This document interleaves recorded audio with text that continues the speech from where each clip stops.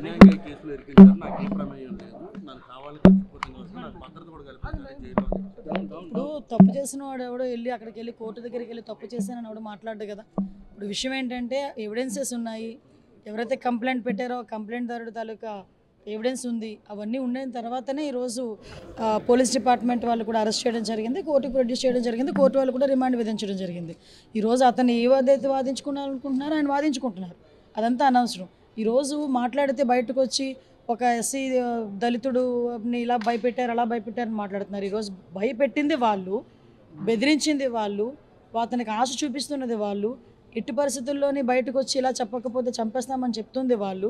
దాన్ని బట్టి ఈరోజు బయటకు వచ్చి ధైర్యంగా అతను మళ్ళీ కంప్లైంట్ చేశారు, వాళ్ళ బ్రదర్ కంప్లైంట్ చేశారు. ఈరోజు ఆ కంప్లైంట్ బేస్ చేసుకొని ఈరోజు కేసు పెట్టడం జరిగింది, రిమాండ్ కూడా వెళ్ళారు. ఏదైనా ఉంటే కోర్టుల తర్వాత తెలుసుకోవాలి, దాని గురించి కోర్టులో ఎన్నైనా మాట్లాడతాం. బయటకు వచ్చి వీళ్ళు ఈరోజు పాలిటిక్స్ మాట్లాడుతున్నారు. లాస్ట్ 5 సంవత్సరాలు జరిగినవి ఎవరైనా మర్చిపోయారా? లాస్ట్ 5 సంవత్సరాల్లో డీజీపీ ఆఫీస్కి కోతవేడు దూరంలో ఉన్న మా పార్టీ ఆఫీస్ మీద దాడి జరిగిన రోజు ఏమయ్యారు వీళ్ళందరూ కూడా మాట్లాడేటప్పుడు?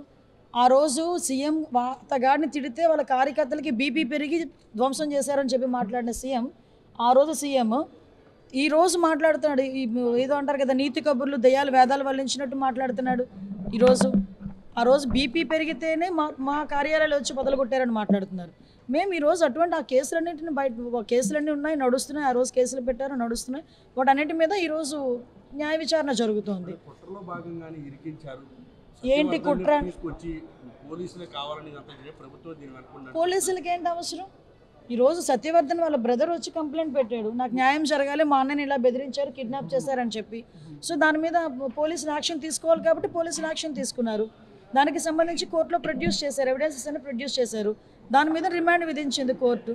ఫర్దర్గా ఏమైనా మాట్లాడుకోవాలనుకుంటే కోర్టులో మాట్లాడుకోవచ్చు. కానీ నేనేమంటానంటే ఇవన్నీ జరుగుతున్న నేపథ్యంలో బయటకు వచ్చి మాజీ సీఎం ఈ పులివెందుల ఎమ్మెల్యే బయటకు వచ్చి ఆయన తెగ బాధపడిపోతూ మాట్లాడుతూ ఉంటే 5 సంవత్సరాలు ఆ బాధ ఏమైపోయింది? లాస్ట్ 5 సంవత్సరాలు అన్ని పార్టీ కార్యాలయాల మీద దాడులు చేశారు, మా మీద దాడులు చేశారు, మా మీద అబద్ధపు కేసులు పెట్టారు.